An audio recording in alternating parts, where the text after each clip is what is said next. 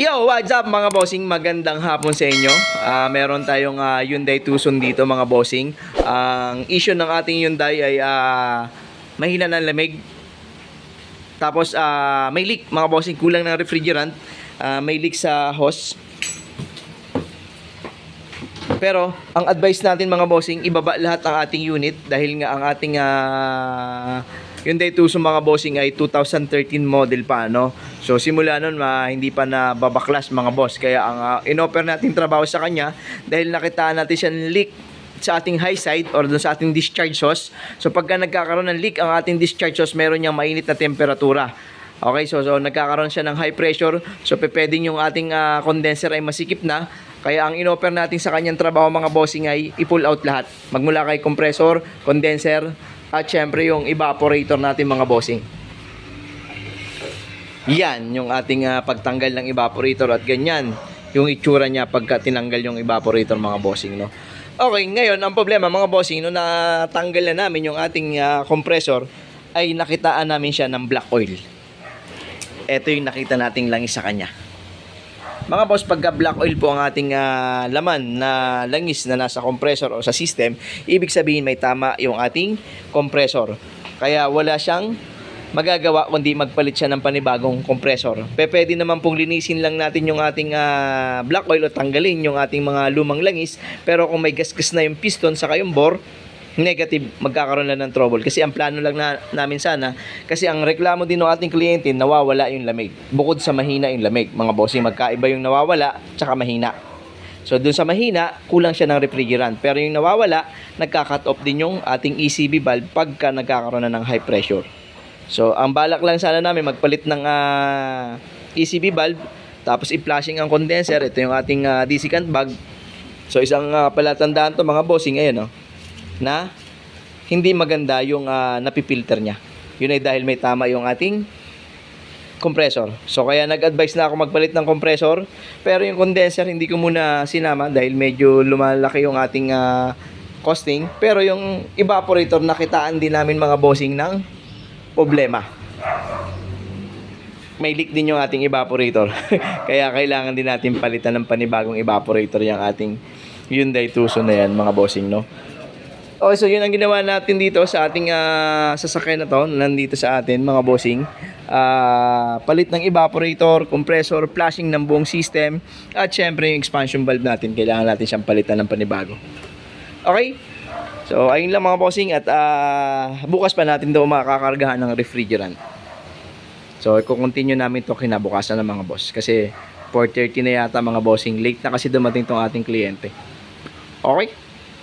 Mga bossing, ito na yung ating condenser. Ipa-flashing na natin to, no? May nabugahan na nila ng isa kanina. Hindi ko lang nakita kung gaano kadumi, pero tingnan natin kung gaano kadumi yung ating makukuha dito. Mga bossing, ito yung nakuha natin sa ating compressor, sa ating condenser, no? Sinasabi ko. Kaya yung ating ECB valve nagka-cut off dahil masikip yung ating condenser. So dapat hindi ganito ang kulay nito mga boss. Ayun lang. Tingnan natin kung mapapalinis natin itong mga bossing. Kasi dapat palit na talaga rin ito.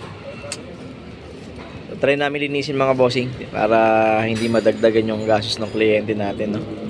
Pero sana malinis ng tama kasi sayang yung ating trabaho, yung ating compressor kung hindi natin malilinis to. Mga bossing, pinapasuka ko tong ating condenser kasi negative kaming tumira nung ating panglinis sa nitro. Mauubos lang yung ating panglinis tapos hindi rin natin makukuha. Ayan mga bossing, papasukahin lang muna natin siya ng ating mga black oil na yan, saka natin siya papainod ng ating panlinis kasi masyadong aksaya yan mga boss. Mga bossing, minsan hindi advisable yung mga pagtitipid ng content, no? Pero kung kagaya sinasabi ko, kung makukuha, okay, so nakatipid, no? Pero kagaya ng sinasabi ko, yung paglilinis dapat nasa tama kasi kung hindi, useless din yan mga bossing. Kagaya niyan, kung flashing lang gagawin namin, hindi namin talaga tatanggalin yung mga lumalabas na yan, wala, bibilang lang tayo ng ilang linggo, ilang buwan, sira ulit yung compressor natin. So kailangan malinis namin to na maganda. Ang maganda naman doon sa ating kumbaga remedyo, kung uubra maayos, di hindi gagastos na malaki, no? Yun lang naman yun.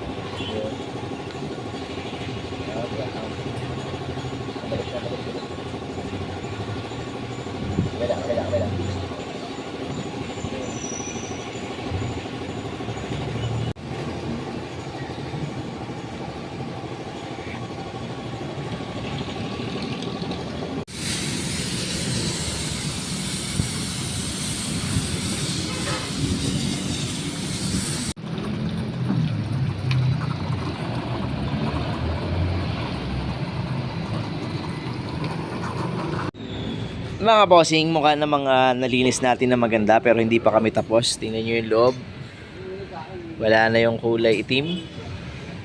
Ang kailangan lang naman talaga dito mga boss, kailangan talaga ng tiyaga. O, kagaya ngayon mga bossing, anong oras na? Alas 6 na ata mga boss. Oh. So alas 6 na, hindi pa kami tumitigil para lang maglinis. Okay, so marami pang procedure ang dadaanan nito mga bossing kasi tinira natin to nung ating lay yung tinira natin kanina na bumubula, tapos binanlawan namin ng tubig ilang beses, napakadaming beses mga bossing, plus tutuyuin pa namin to ng hangin syempre, tapos tutuyuin pa ng nitro, tapos lalagyan pa natin ulit ng chemical natin na 141B, no? So yun ang panglalas na final natin dito. So ganun karami yung pagdadaanan na linis nito mga bossing para masigurado lang natin na uubra yung ating condenser. So kaya nga pag hindi nyo alam yung paglilinis ng ganun mga boss, wag nyo nang gawin kasi hindi rin uubra. Kasi pag may naiwang tubig dyan sa loob, magbabara din yan. So hindi rin pwede yun, no? So kaya pag negative sa mga ganung palitan na lang ng panibagong condenser. Okay? So sa ngayon kasi gusto nating sumabay sa kliyente dun sa gastos na medyo malaki. Pero kung tutuusin talaga mga bossing, wala na to palitan na kasi yun yung sinasabi ko, pag hindi nyo natanggal yung mga dumi o yung black oil na nandyan sa loob ng ating condenser, sasama ulit yan dun sa ating refrigerant at babalik ulit sa ating compressor. Pagka bumalik yun dun, magigiling na naman ng ating bore at saka ng piston o ng piston natin dun sa bore, no? O kaya negative. Okay, so madami pang gagawin mga bossing. Tutuyuin pa namin to, tapos basta kailangan matuyo natin na mas maganda at iinitan pa namin ng blower to. Okay mga bossing, natapos na natin ng ating hangin o yung ating compressor na ginagamit. Ang titirahin naman natin ngayon itong ating nitrogen naman ang pangtitira natin dito, no? Kasi mga bossing, pag hindi natin nalinis yun, ito pakita ko sa inyo baka makita nyo yung butas ng ating condenser. Medyo madilim na mga bossing. Ayan yan oh, sobrang liliit ng butas mga boss, kaya pag may naiwan sa loob, sigurado makakasira yan ng ating compressor ulit, no? So bubombahin naman namin ng nitrogen to ngayon. Stop.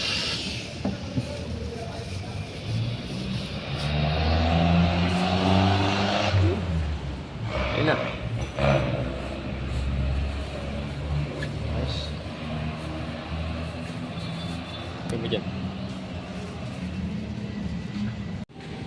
Eto na mga bossing. So nakakuha na naman natin yung gusto nating mangyari sa kanya. Ang titingnan na lang namin kung may halo pang moist o tubig yung ating nakukuha na chemical, no? Para masigurado nating walang babara sa ating expansion valve. Ang layo na niya mga boss, ayan, no? Ayos. Eto na yung final mga bossing. Sa dami-dami ng pinagagagawa natin ng mga boss, tapos biglang may butas din pala. Yari. Pero mukhang wala naman. Kabilang side pa lang tayo mga bossing. Kabilang side, wala. Balik na rin mo nga, iho.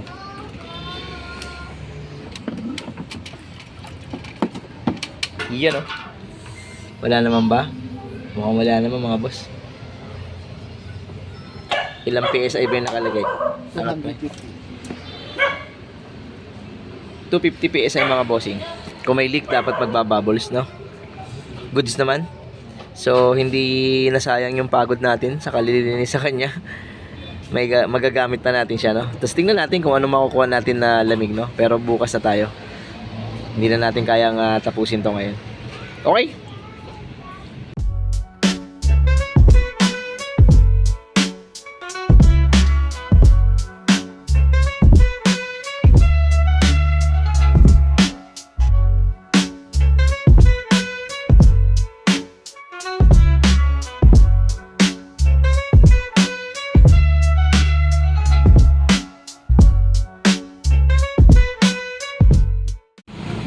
Mga bossing, nilabas na natin yung ating Hyundai Tucson dahil nakabit na natin lahat ng ating mga pyesa. Naglo-load na tayo ng refrigerant mga bossing. Meron na tayong high side natin ay 175, low side natin ay 30 PSI mga bossing.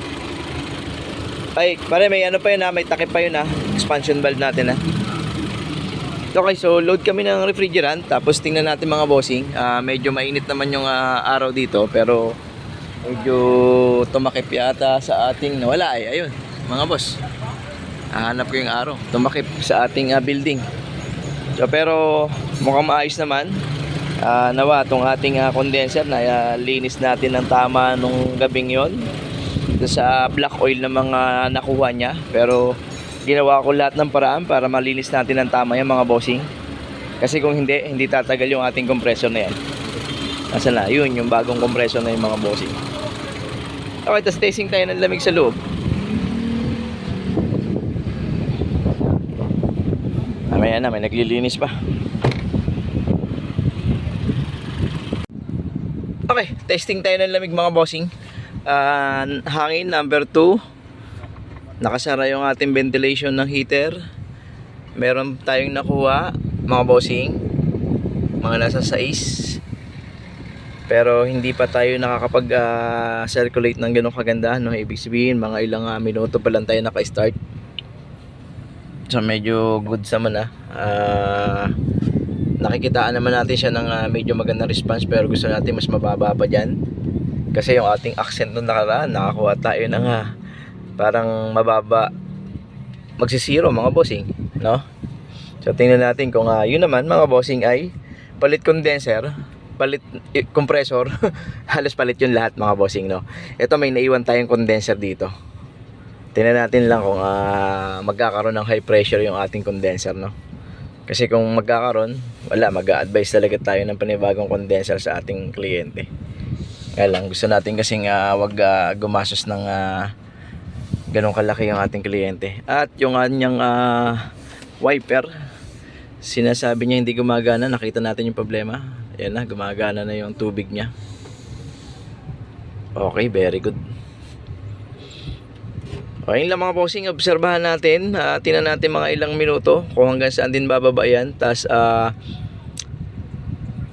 kung bababa pa ng 5. Pero bumababa pa mga bossing Ayun na, nagsisingko na. Okay, testing lang tayo mga bossing. At tingnan natin kung lalapit na rin yung araw. Nakakover pa tayo dun sa ating building na naman. So ano oras na ba? Oras ay wala, hindi ko makita. Parang mga nasa alas 11:30 mga bossing. Final check-up na tayo mga bossing. Ang oras na natin ay 11:53. 11:15 tayo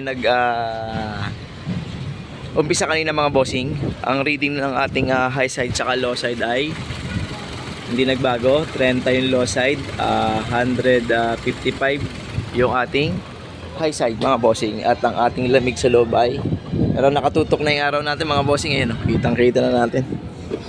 Pero gusto nating mas mainit pa para makita natin lamig niya mga bossing. Hindi nagbago, bumaba lang ng mga konti sa 5 degrees Celsius mga bossing. Okay, dashboard medyo mainit na rin naman pagka natututukan ng araw.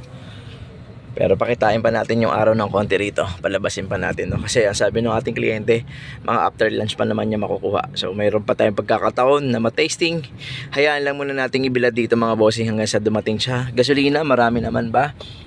Marami pa mga boss. So good pa. Okay, so testing na lang kami. Pero yun na yun, final na natin yan. Goods naman. Tingnan ko na lang kung magbabago pa mamaya hanggang dumating yung kliyente natin, ano? Okay lang mga ayun lang mga bossing. Maraming salamat ulit sa inyo. Syempre, pagka magtitipid, pwede naman, no? Pero aralin na mabuti, trabahuhin na mabuti. Yun nga lang talaga, malaking oras yung kakainin, malaking trabaho, chemical. So medyo trabaho talaga mga boss, pero pwede naman yung mga remedyong ganun, no? Pero syempre, kung may pamalit, palitan natin ng bago. Okay, ayun lang, maraming salamat mga bossing at ingat lagi. God bless sa ating lahat. Thank you.